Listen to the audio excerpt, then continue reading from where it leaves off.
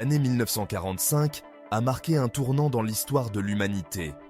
La Seconde Guerre mondiale avait pris fin, laissant derrière elle un monde marqué par les conflits, mais aussi mûr pour le changement.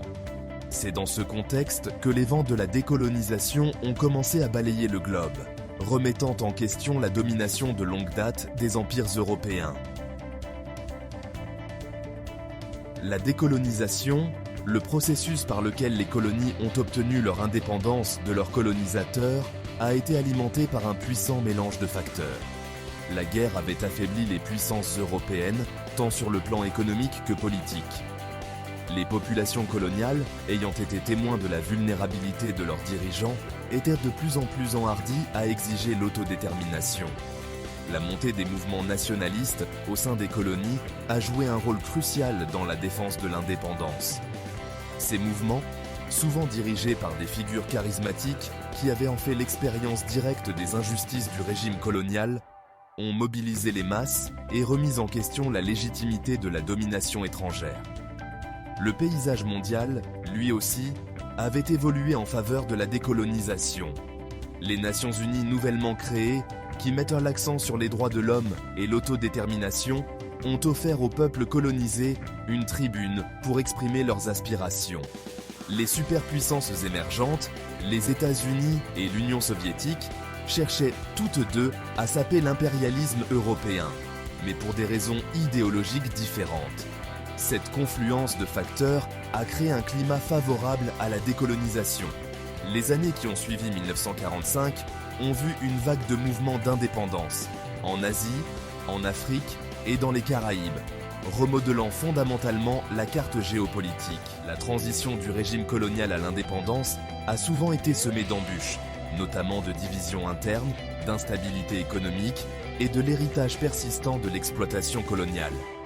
Le processus de décolonisation, bien qu'il ait finalement été libérateur, a également mis en évidence les complexités et les contradictions de la construction de nouvelles nations sur les cendres de l'Empire.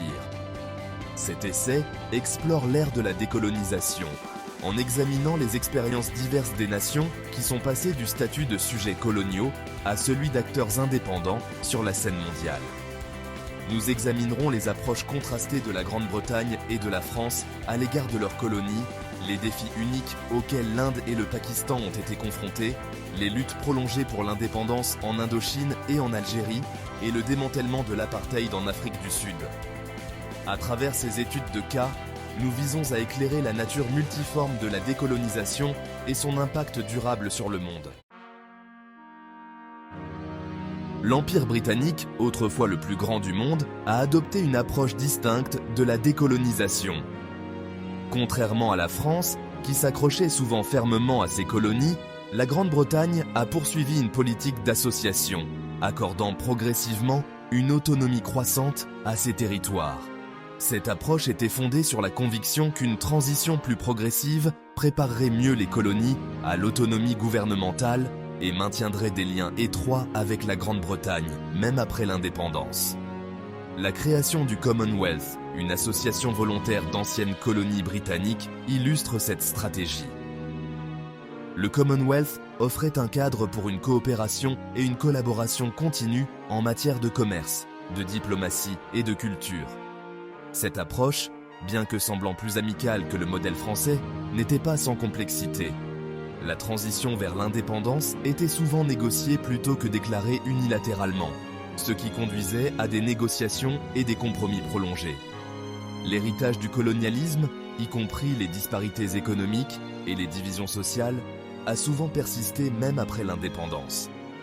De plus, l'influence continue de la Grande-Bretagne au sein du Commonwealth, notamment dans les sphères économiques et politiques, a soulevé des questions quant à la véritable étendue de l'autonomie dont jouissaient les anciennes colonies.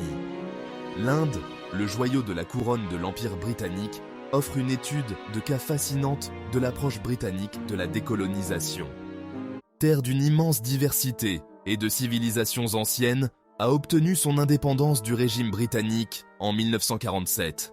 Le mouvement pour l'indépendance de l'Inde, un témoignage de la puissance de la résistance non violente, a été dirigé par le Mahatma Gandhi et le Congrès national indien. La philosophie de Gandhi, le Satyagraha, qui mettait l'accent sur la vérité et l'opposition non violente à l'injustice, a trouvé un écho profond auprès de la population indienne. Le satyagraha impliquait diverses formes de désobéissance civile, telles que des boycotts, des grèves et des manifestations pacifiques visant à dénoncer les injustices du régime britannique et à mobiliser l'opinion publique contre celui-ci.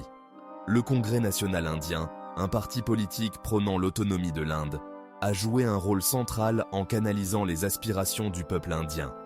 Le Congrès, sous la direction de personnalités telles que Jawaharlal Nehru et Sardar Vallabhbhai Patel, a travaillé sans relâche à la construction d'un front uni contre le colonialisme britannique. Le mouvement a pris de l'ampleur au cours des décennies qui ont précédé l'indépendance, avec des manifestations de masse et des campagnes de désobéissance civile remettant en question la légitimité du régime britannique. La partition de l'Inde en 1947, cependant, a brutalement rappelé que la décolonisation était rarement un processus sans heurts ou harmonieux. La création du Pakistan, un État distinct à majorité musulmane, s'est accompagnée de violences et de déplacements massifs de population. Des millions d'hindous, de musulmans et de sikhs ont été contraints de fuir leur foyer, créant l'une des plus grandes crises de réfugiés de l'histoire de l'humanité. La partition était la conséquence de profondes divisions religieuses et politiques qui avaient été exacerbées pendant le régime britannique. La partition de l'Inde en 1947, qui a conduit à la création du Pakistan, s'est accompagnée de violences et de déplacements massifs de population. Des millions de musulmans ont migré d'Inde au Pakistan, tandis que des hindous et des sikhs ont fui dans la direction opposée, créant l'une des plus grandes migrations massives de l'histoire de l'humanité. La division géographique du Pakistan a encore compliqué son processus de construction nationale.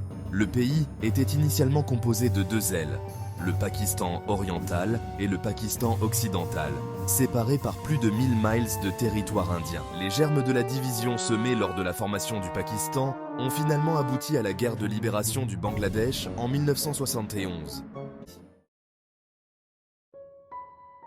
Section 5. L'assimilation française. Un idéal imparfait. Contrairement à la politique d'association de la Grande-Bretagne, la France a poursuivi une politique d'assimilation dans ses colonies. Le projet colonial français était profondément ancré dans la conviction que les peuples colonisés pouvaient être civilisés en adoptant la culture, la langue et les valeurs françaises.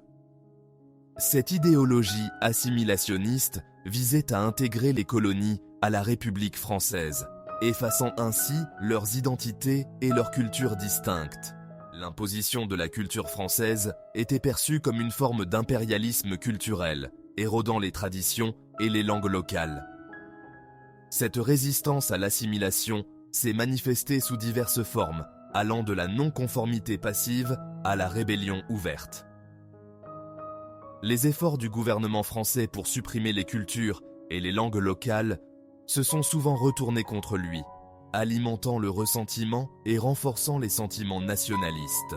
Un exemple frappant des échecs de l'assimilation française peut être observé en Indochine, une région englobant le Vietnam, le Laos et le Cambodge, colonisés au XIXe siècle. Section 6. L'Indochine. Un champ de bataille pour l'indépendance.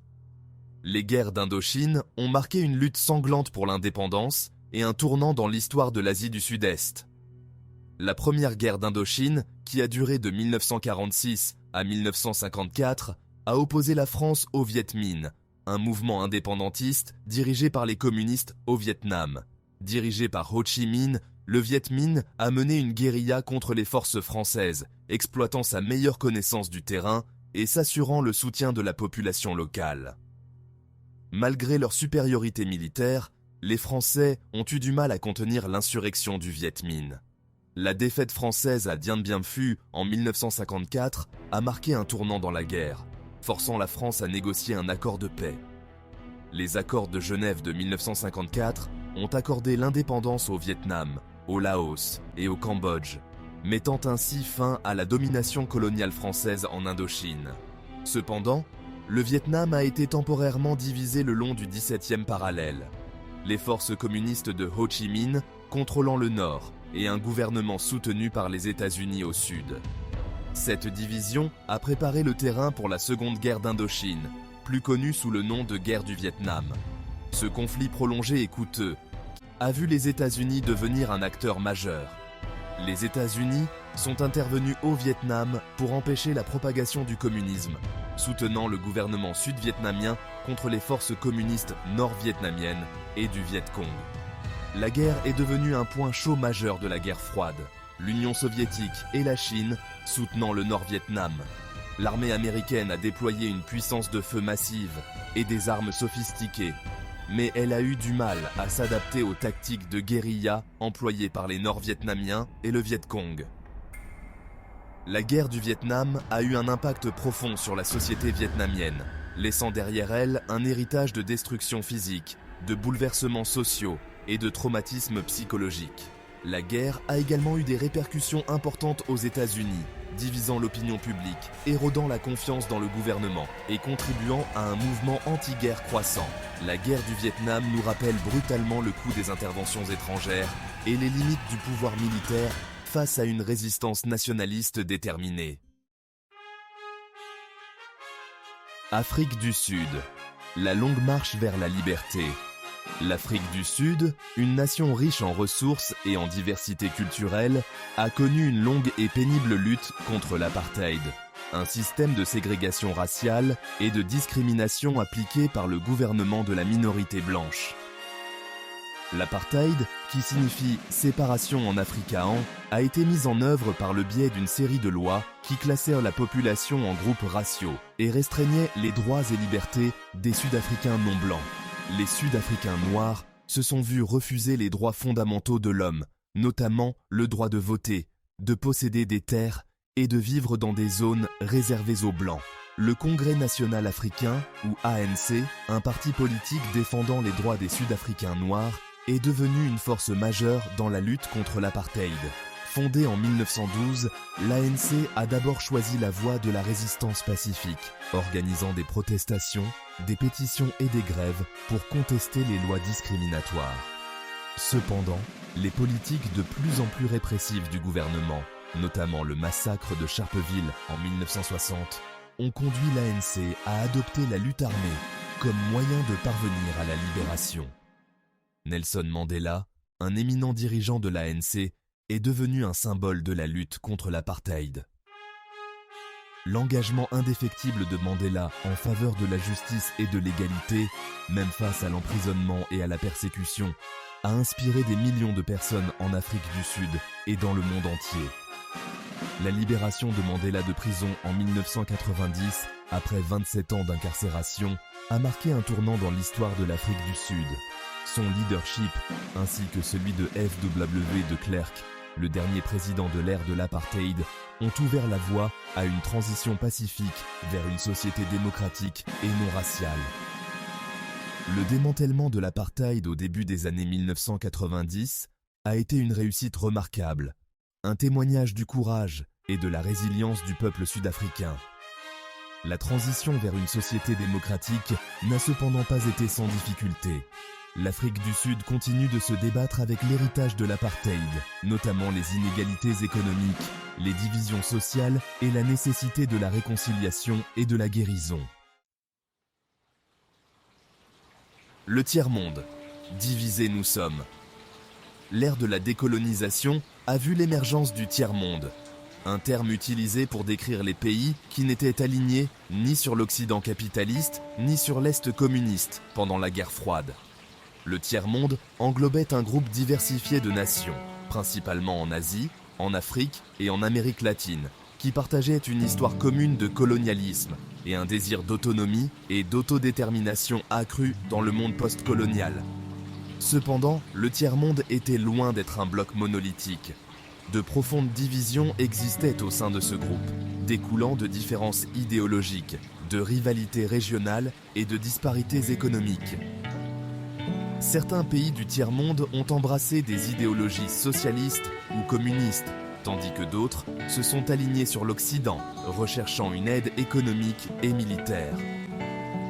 La rivalité de la guerre froide entre les États-Unis et l'Union soviétique a encore compliqué la dynamique au sein du tiers-monde, les deux superpuissances cherchant à influencer les nations nouvellement indépendantes et à les attirer dans leurs sphères d'influence respectives. La conférence de Bandung de 1955, accueillie par l'Indonésie, a marqué une tentative significative de forger l'unité et la solidarité entre les nations du tiers-monde. La conférence, à laquelle ont participé des représentants de 29 pays d'Asie et d'Afrique, visait à promouvoir la coopération afro-asiatique et à s'opposer au colonialisme et au néocolonialisme. Elle mettait l'accent sur les principes de non-alignement, de souveraineté nationale et de respect mutuel, cherchant à créer une plateforme permettant aux pays du tiers-monde de faire valoir leurs intérêts sur la scène mondiale. S'appuyant sur l'esprit de Bandung, la conférence de Belgrade de 1961 a officiellement créé le mouvement des non-alignés, ou MNA, composé de pays qui cherchaient à rester indépendants des alliances de la guerre froide. Le MNA visait à promouvoir la coopération internationale, le désarmement et le développement économique. Cependant, le mouvement a eu du mal à maintenir son unité et sa cohérence, car les différences idéologiques et les conflits régionaux ont souvent occulté les objectifs communs. Un nouvel ordre mondial, graine d'unité et de discorde. L'ère de la décolonisation n'a pas seulement remodelé la carte politique du monde, mais a également donné naissance à de nouvelles institutions et alliances qui cherchaient à relever les défis d'un ordre mondial en mutation rapide. La création de l'Organisation des pays exportateurs de pétrole, ou OPEP, en 1960, a marqué un tournant dans l'économie mondiale. Composée des principaux pays producteurs de pétrole, l'OPEP visait à coordonner les politiques de production pétrolière et à stabiliser les prix du pétrole, affirmant ainsi un plus grand contrôle sur une matière première vitale pour le monde. L'émergence de l'OPEP reflétait l'affirmation croissante des pays du tiers-monde, qui exigeaient un plus grand contrôle sur leurs ressources naturelles et leurs destins économiques. La capacité de l'OPEP à influencer les prix du pétrole a démontré le pouvoir économique potentiel que les pays en développement pouvaient exercer lorsqu'ils agissaient de concert. La Ligue arabe, formée en 1945, représentait une autre organisation régionale importante qui a émergé dans l'ère post-coloniale. Composée d'États arabes du Moyen-Orient et d'Afrique du Nord, la Ligue arabe visait à promouvoir la coopération en matière politique, économique, culturelle et de développement social. La Ligue arabe a joué un rôle complexe et souvent controversé dans les affaires régionales, promouvant l'unité et la solidarité arabe tout en étant aux prises avec des divisions et des conflits internes. Conclusion. L'héritage de la décolonisation. L'ère de la décolonisation, une période de profonde transformation dans l'histoire de l'humanité, a marqué le démantèlement des empires européens et l'émergence de nouvelles nations en Asie, en Afrique et dans les Caraïbes. La transition du régime colonial à l'indépendance, cependant, a rarement été sans heurts ou harmonieuse. L'héritage du colonialisme, notamment l'exploitation économique, les divisions sociales et l'instabilité politique, a continué de façonner le monde post-colonial. Le processus de décolonisation s'est souvent accompagné de violences, de déplacements de population et de luttes de pouvoir prolongées. L'émergence du tiers-monde, un groupe diversifié de nations nouvellement indépendantes, reflétait les aspirations à une plus grande autonomie et à l'autodétermination dans l'ère post-coloniale. Cependant, le tiers-monde était loin d'être un bloc monolithique, car de profondes divisions existaient au sein de ce groupe, découlant de différences idéologiques, de rivalités régionales et de disparités économiques. La création de nouvelles institutions et alliances, telles que l'OPEP et la Ligue arabe, témoignait de l'affirmation croissante des pays en développement qui exigeaient un plus grand contrôle sur leurs ressources naturelles et leurs destins économiques. L'héritage de la décolonisation continue de façonner le monde d'aujourd'hui. La carte géopolitique du monde a été fondamentalement modifiée par l'émergence de nouvelles nations, et l'équilibre mondial des pouvoirs a changé à mesure que les anciennes colonies ont pris de l'importance sur la scène internationale. Les défis du développement, de la pauvreté, des inégalités et des conflits auxquels de nombreux pays post-coloniaux sont confrontés sont en partie une conséquence de l'héritage du colonialisme. L'ère de la décolonisation, tout en marquant un tournant important dans l'histoire de l'humanité, nous rappelle également les complexités et les héritages durables de l'Empire.